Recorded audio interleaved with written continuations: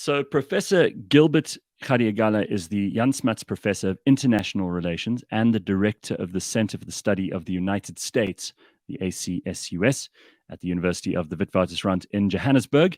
And he has previously taught comparative politics, African politics, international relations in Kenya, Canada, and the United States. He also holds a doctorate in international studies from the Paul H. Nitze School of Advanced International Studies. He also has the Johns Hopkins University. He's also the recent editor of War and Peace in Africa's Great Lakes region and the author of the Regional Cooperation on Democratization and Conflict Management in Africa, which was published by the Carnegie Endowment for International Peace 2018. It's a great pleasure to welcome someone so esteemed to the show. And Professor, I hope you're well. I'm well, thank you, Gareth. I'm very pleased to talk to you, and I think the scope of our conversation has to be limited, or you and I could end up talking for hours and hours. When it comes to African politics, I would love to hear your thoughts on what is going on in the Great Lakes region. But for today, I think it's probably wise that we stick to a brief about the United States, which still occupies an enormous space in international politics. It's still the single most powerful and most influential geopolitical player. Certainly, American news seems to filter in, American culture seems to filter in more than almost any other into our own environment. But there are obviously reasons that America is important to look at and to pay attention to from the point of view of Africa. So, Prof, maybe we should just start off with where our relations are with the United States at the moment. It's been a little fractious, to say the least.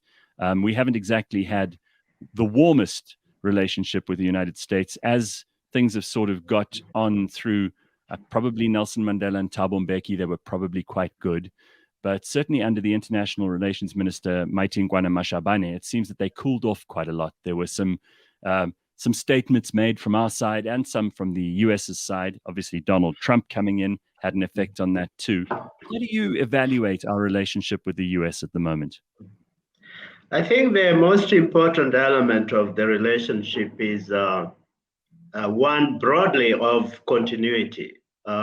Even though there have been problems here and there, the relationship remains pretty much on an even keel. I think the only problem was Donald Trump, who you've already mentioned. I think he didn't take a very positive view of Africa, and for that, South Africa for that matter. And therefore, it hit a big snag over a 4-year period. US-Africa relations didn't go very well. But I think we are seeing a big change during the Biden administration. I think the priority of the administration has been to signal that Africa is important, and you have major players in Africa like South Africa that need to be taken seriously if the US has to play a leadership role over the continent. So I think one of the things that the Biden administration did last year was to reach out to African leaders, such as Cyril Ramaphosa, such as Uhuru Kenyatta in Kenya, and various other leaders. I think it was a determination to say the Trump days are over. We can get Africa back to the global map. The US can start talking to African countries, to specific African countries. We can also begin to engage Africans at a global level through multilateral institutions.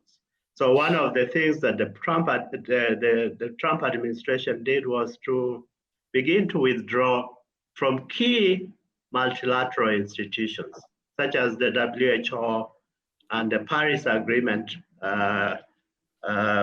which was bad for Africa because Africa benefits from these very institutions. So I think now we are seeing a resurgence of US leadership on these issues, and Africa is going to benefit from that kind of condition. Now, Prof, I mean, a lot of your language, and I'm listening carefully to what you say here, is around signals, engagement, multinational platforms. This is all good and well in terms of talk, but in reality, how much influence does America still exert on the African continent? It's undoubtedly the case that in many parts of Africa, China has superseded America as the power to talk to, the power to do business with. We know that there are other countries vying for influence on the continent too. Is America still the most important partner for us to engage with? I think it is still the most important partner to engage with because the United States has been here longer than China. The history is deeper.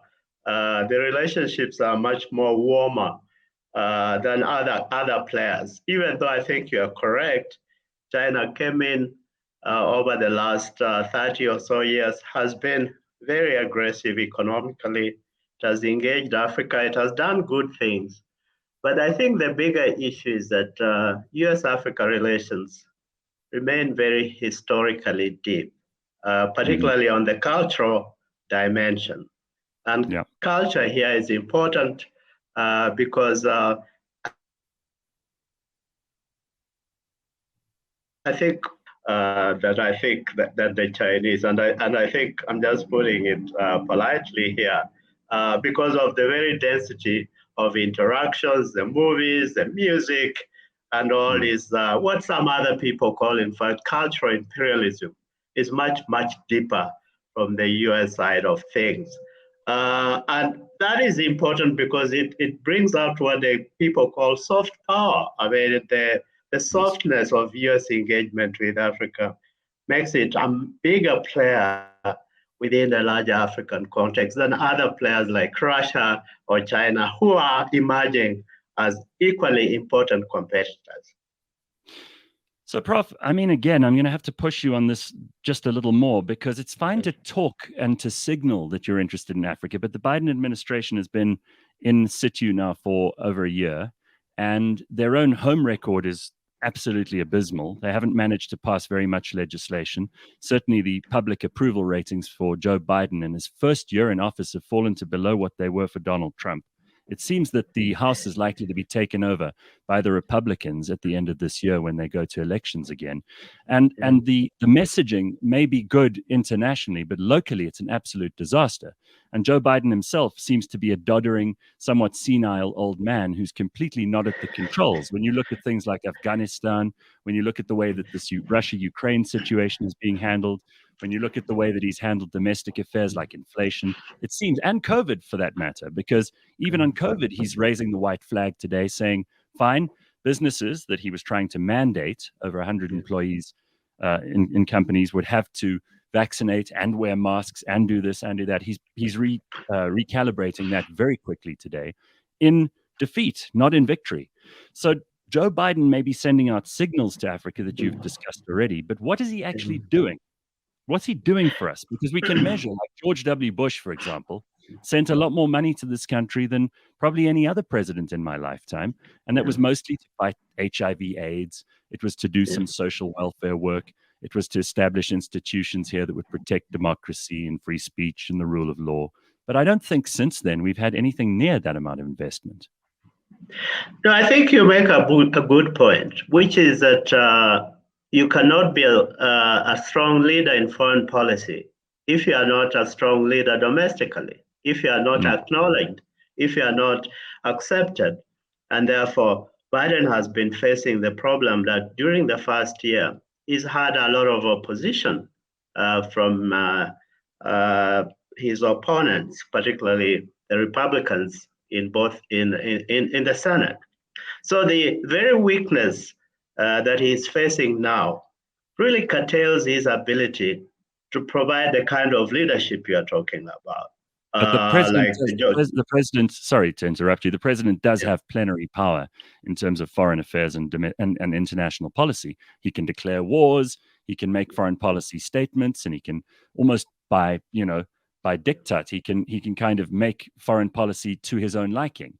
And certainly Joe Biden has done nothing respectful or interesting in African terms that I can think of. Am I missing anything? No, but Gareth, he's been only in power for 1 year.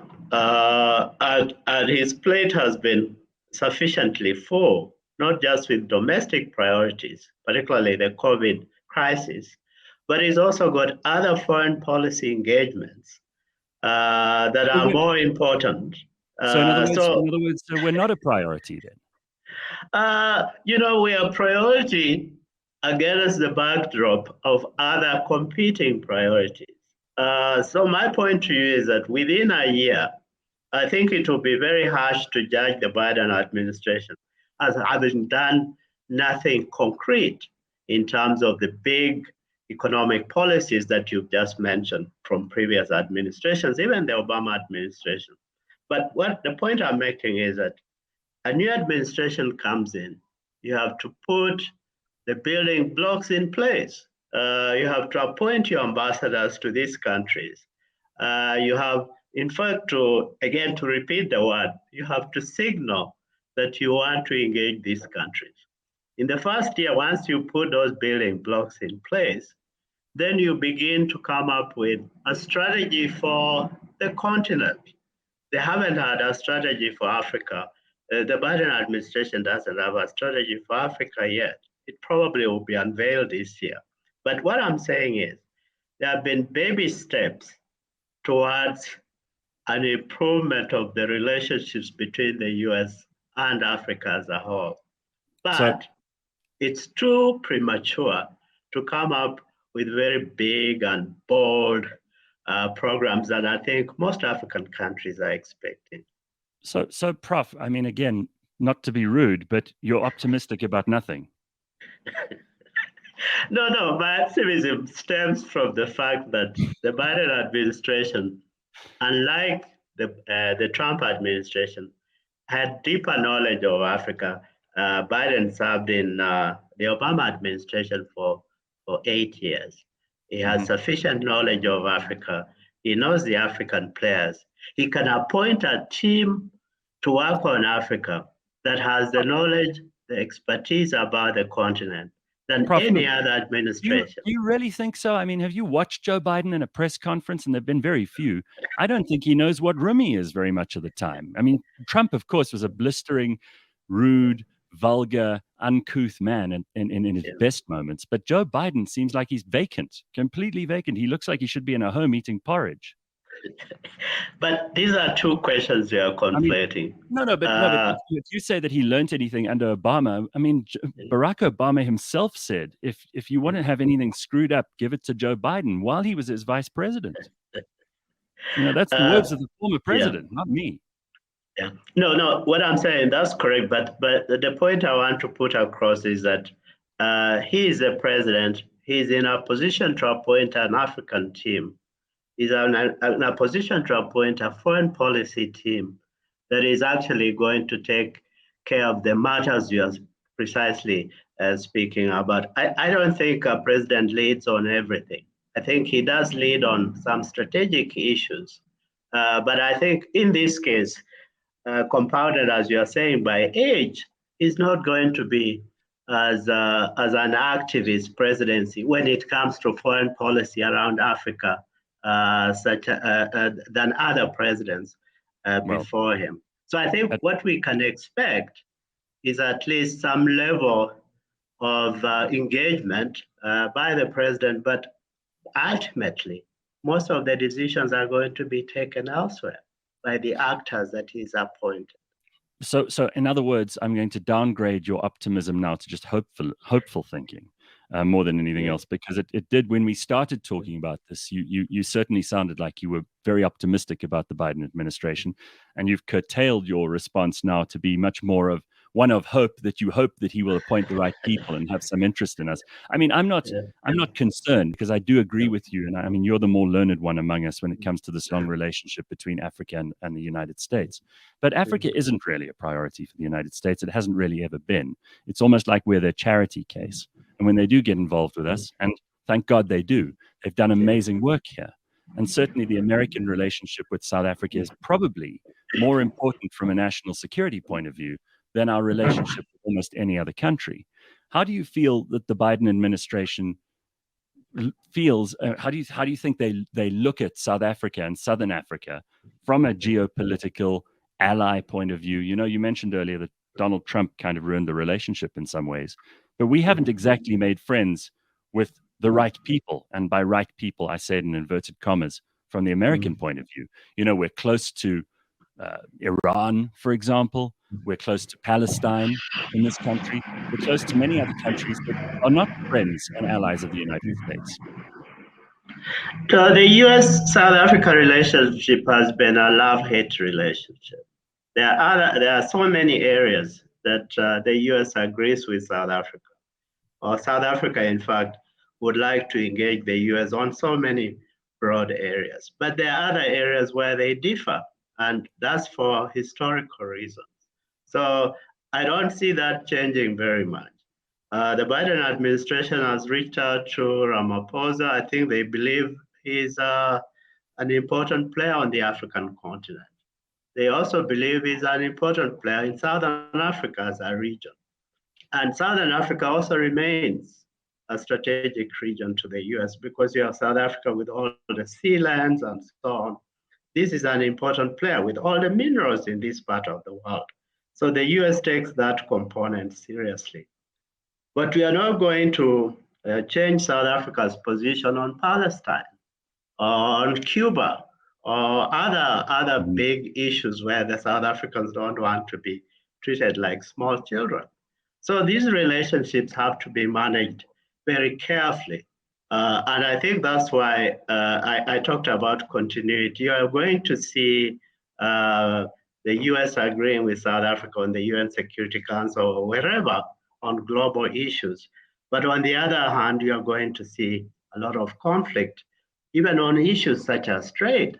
You know, there's a lot of trade going on between South Africa and the US, but there are conflicts about the nature of that trade. And I think this is a normal condition in these kinds of relationships. You're not really friends, but neither are you actually really enemies. And that's really the bigger compromise around foreign policy priorities. Well, we certainly aren't consistent, because when China tells us not to be friends with the Dalai Lama or with Taiwan or with Tibet, we do exactly as we're told. So we are small children in respect of some powers. In others, we are rock solid. So I don't know how we figure that. It's a big challenge because it depends on what South Africa's foreign policy. I mean, what if preventing the Dalai Lama from coming here put it in a very good state in Beijing? I think it was looking at the cost and benefits of those kinds of decisions, and the cost benefit analysis is always driver of these kinds of issues in foreign policy. I don't know whether realpolitik and so on. So but on the other hand, you also have to compromise with other actors. I think the organization around BRICS, you know, Brazil, Russia, India, and China, where South Africa was playing an important role, and where the US was very worried about South Africa's engagement with the negative powers such as Russia and China. That organization is not as strong as it used to be under Zuma. And I think what the President Ramaphosa has done here is to downplay that kind of engagement with those players. And I don't know, for tactical reasons, for realpolitik reasons. But as I said, that's the give and take in foreign policy or in foreign engagements with a lot of powers, where you need, in fact, to make some trade-offs as you go along. Prof, what is the cost-benefit analysis for us to stay friends with someone like Palestine, for example, or Cuba, for that matter, as opposed to what the US might do for us, or what Israel might do for us? Palestine has also, South Africa has a radical component to its foreign policy. It's going to support countries that supported, or powers that supported it during the liberation struggle. So that's really an ANC line rather than purely government line. It's ideological. It's ideological, yeah. And I mean, there's no way you're going to tell the ANC not to support Palestine, because they said these were our allies. In the same vein, Cuba. Cuba is an important player within the ANC's foreign policy dimension because of the historical linkages. But also in Cuba, I don't think the ANC or South Africa wants to to kowtow on the US when it comes to issues of Cuba. And I don't think that's going to change anytime soon, not dramatically. I'm looking at it from the US's point of view, and they must think we're terrible hypocrites because on certain occasions it's ideological, and others it's purely realpolitik. And the only deciding factor between those is some gray and unclear area between ANC policy, government policy, and what the country needs in a hurry. But on the other hand, I think you could say the same about the US. They're hypocrites when it comes to some issues globally. I think we behave countries behave almost the same. When do your foreign interests, when do your national interests trump your other ideological commitments, or when do your ideological commitments, in fact, trump real national interests? These countries, it's a very difficult. You have to make those trade-offs. You have to choose, and sometimes you become a liar. Sometimes you become a hypocrite. It depends then on how you are going to pay for your lies, or how you are going to pay for your hypocrisy. Who is going to? Yeah. I'm curious then, you brought up the issue of the Paris Climate Agreement. What benefits does that Paris Climate Agreement bring to Africa? Certainly, it imposes all kinds of restrictions on countries all over the world in terms of fossil fuel emissions and that kind of thing. I mean, it's a big talk shop. Very few countries have implemented. China, India, and Russia have completely rejected it. And in countries like ours, it's important for us to develop industrially. We know we're hugely reliant on things like coal power. If we were to curtail that, I mean, Eskom's already a disaster. Can you imagine how much more of a disaster it would be if we were suddenly to abandon the few projects that we do have running with coal? Why would the Paris Climate Agreement be a good thing for Biden to throw back into the hat? No, the Paris Agreement is a whole host of commitments around a global engagement on, in the long run, the reduction of carbon emissions. And these impacts, I think the science is very clear that global climate change is a threat to all countries. And some countries, for instance, in Africa, the island nations are going to be affected disproportionately if we don't do as much as we should be doing. And therefore, I think the point is that Africa benefits from a global commitment towards climate change because we don't have as serious mitigation mechanisms as the other developed countries. I think if we have big floods here, or if we have drastic changes in climate, our mechanisms for responding are not as robust. And therefore, I agree that, there is skepticism about what are the actual benefits of these agreements to poor countries. But I think we should buy the argument, the scientific argument, that if nothing is done in the interim, these countries will be disproportionately affected badly by climate change. So I buy into your economic argument that in fact coal needs to be the driver of South Africa's economy because it's one of the only game in town. But even under those circumstances, there are trade-offs. South Africa can in fact begin to go. You mentioned trade-offs in foreign policy, but this is a trade-off that South Africa can't afford to make. We don't want other countries imposing on us certain restrictions on our coal economy, which we absolutely cannot afford at the moment. We're already pressed. We have huge challenges from a power point of view. And poor countries all over the world seem to me to not be the beneficiaries of the Paris Accord, but to be the victims of it. Poor countries like ours, I suppose you could call us a poor country by comparison to the United States. With other countries, maybe we're not so poor. But we are hugely dependent on industrialization, on growth, on manufacture, on heavy industry, on mineral resources that you brought up earlier. All of this requires power. Without coal-fired power, we don't have a hope in hell as an economy. And for us, the priority must be to employ people, to feed people, to give people jobs, to create a sustainable economy, which we don't have at the moment. Climate change is much further down the line for us. The argument is there are alternatives to coal. And we haven't done enough, especially in We South can't Africa. afford to. What?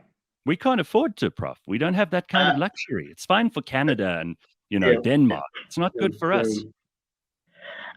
We can't afford it because I think we are drunk on coal. But if we wean ourselves from that drunkenness, that dependence on coal, then we begin to look at other alternatives. And there's the green economy movement is very strong. They bring out all those. I'm with you in green economy. I'm with you on climate change. But Prof, that sounds to me like an ideological argument from your point of view. Doesn't sound very scientific, because you know what the realities are here. Yeah, I mean, the reality is that you need economic growth. Economic growth is powered largely, for now, by coal. But I think the argument, even countries like China have been making the same arguments. We are not particularly interested in the Paris Climate Accord because they are going to restrict our ability, in fact, to grow our economies. But I think then the scientists come up and say, we can look at alternatives. We can look at how, in fact, we deal with, we come up with greener energies. And these are not ideological arguments. These are pleas to policymakers, in fact, to make these kind of paradigmatic shifts in their thinking. Because I think that's what you are demonstrating, that there's no way we are going to grow as an economy if our economy is not powered by coal.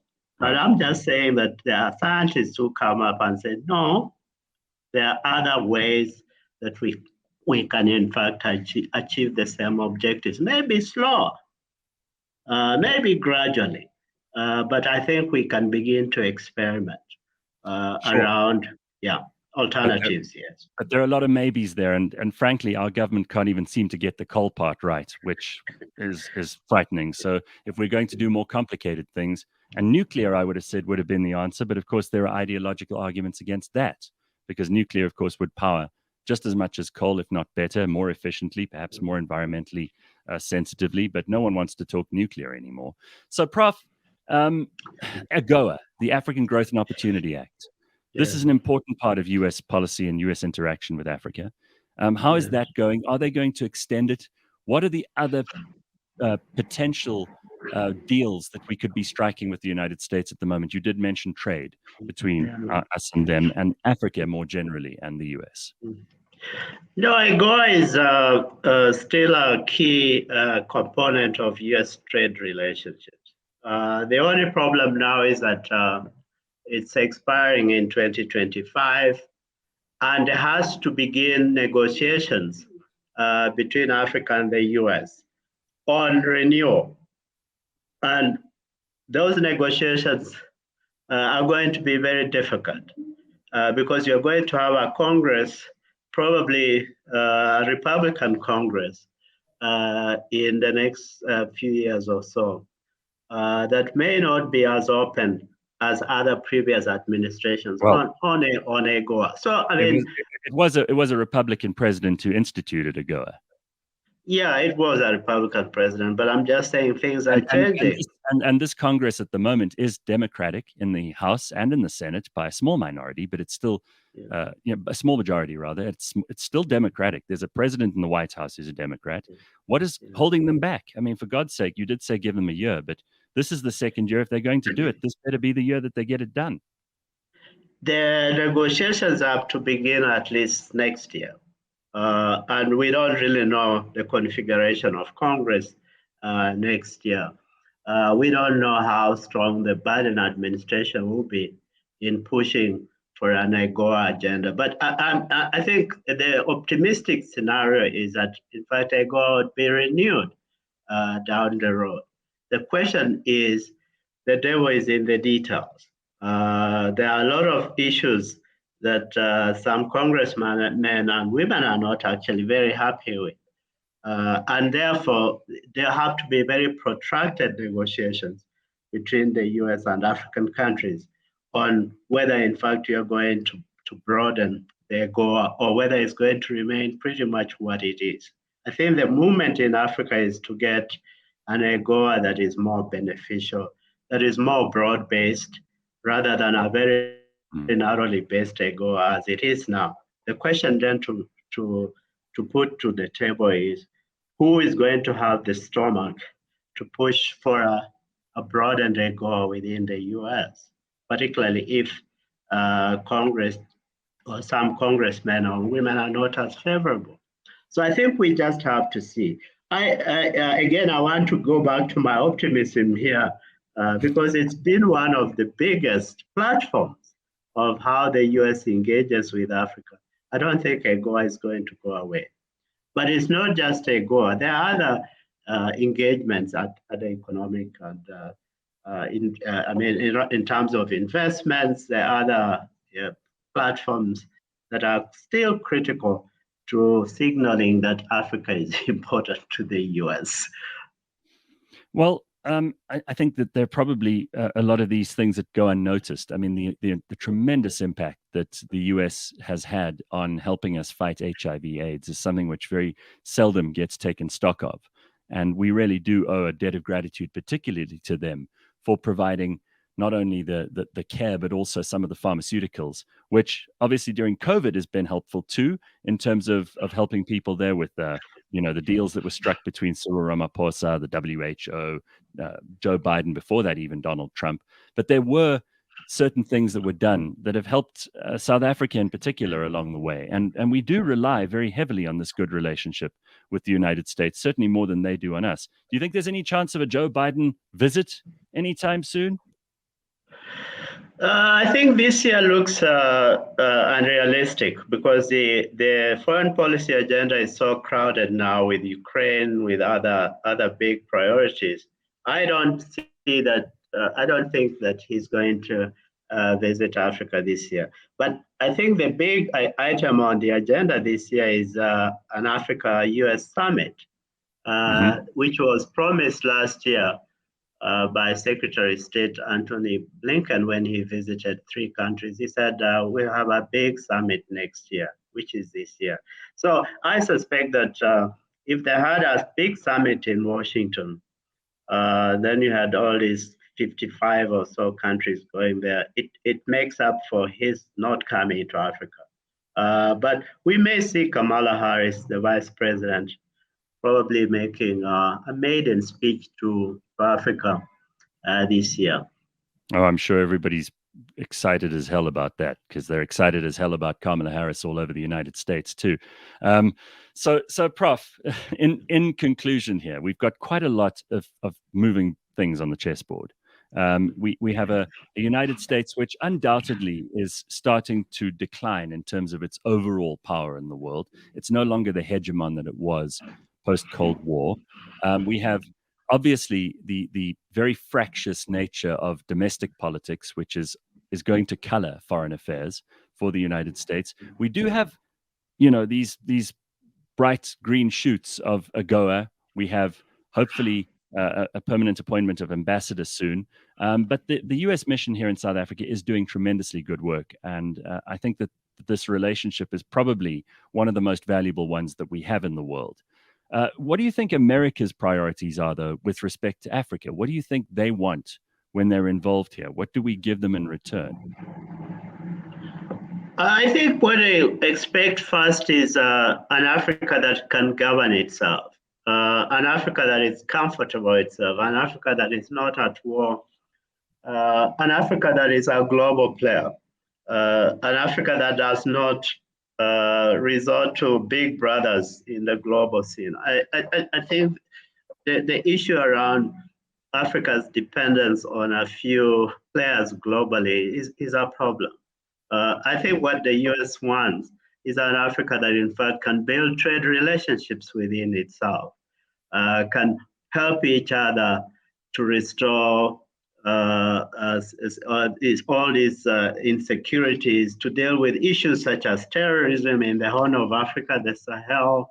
Right. And these are really important expectations because Africa needs to take its place in the world.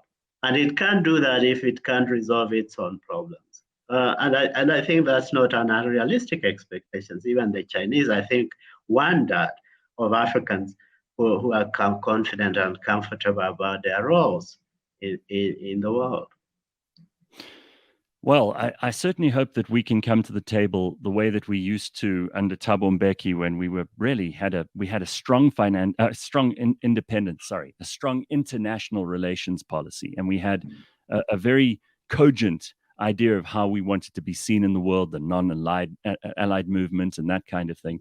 We had also the enormous moral high ground of having been a country that had not got to a civil war situation with the fall of apartheid, the rise of democracy here. We had, leaders like Tutu and Mandela who helped us to establish ourselves in the world at a very high level.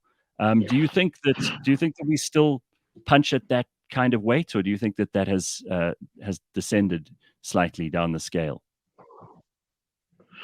I think there's been a decimation of our role of South Africa because of, again, the nature of domestic politics. I think what we saw under Zuma was essentially the start of the destruction of key institutions. And these are institutions that are important because they not only showcase South Africa, they make South Africa work, but they also make South Africa a role model across Africa. And I think as we've had these institutions being weakened, that destroys South Africa's ability to provide a kind of leadership I think that the US wants.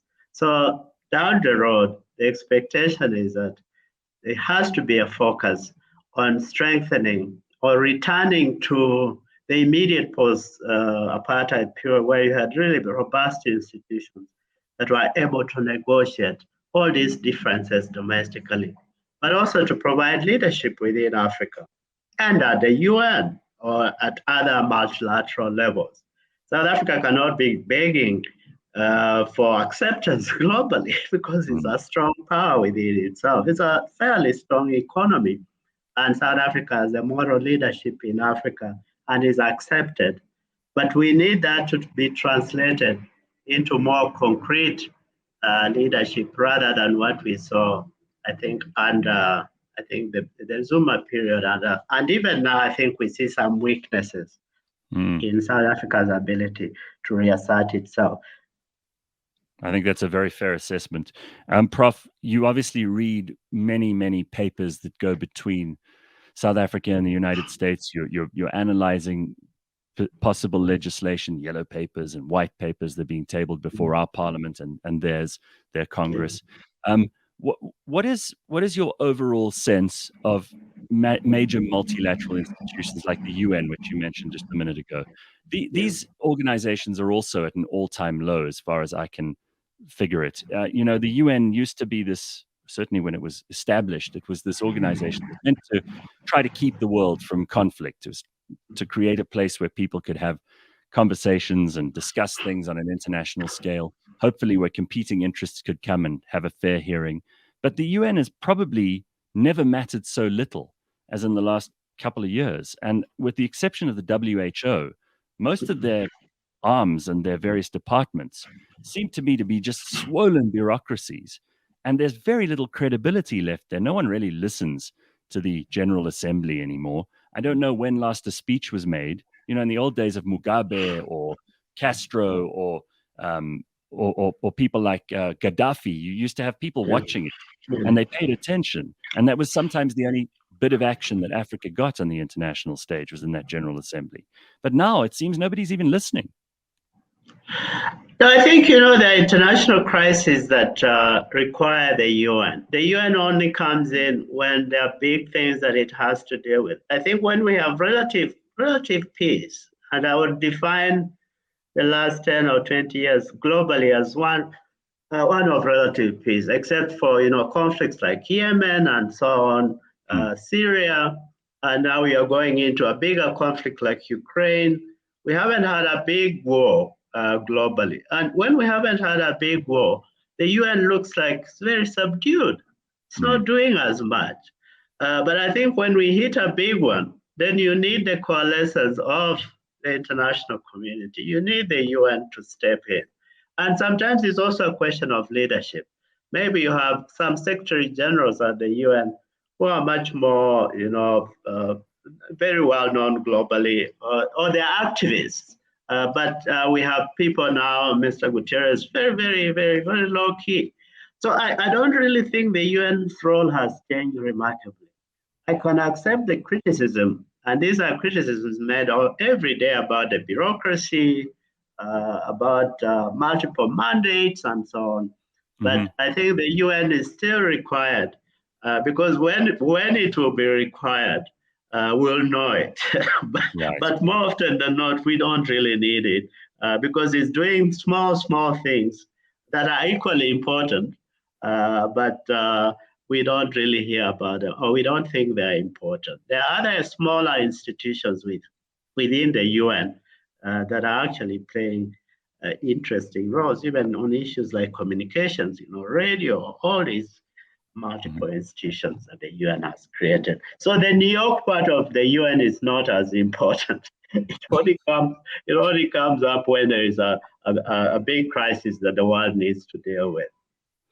Well, I'm very glad that we have you observing and analyzing this for us, because there's a lot to take in, and we do need organizations like the one that you head, and where you are very involved in terms of studying this relationship between the United States and South Africa. So, Prof, it's always good to see you, and thank you very much for making your time available to us this morning. We only covered a tenth of the things I wanted to talk to you about, but I'm sure we'll have other reasons to talk in the future.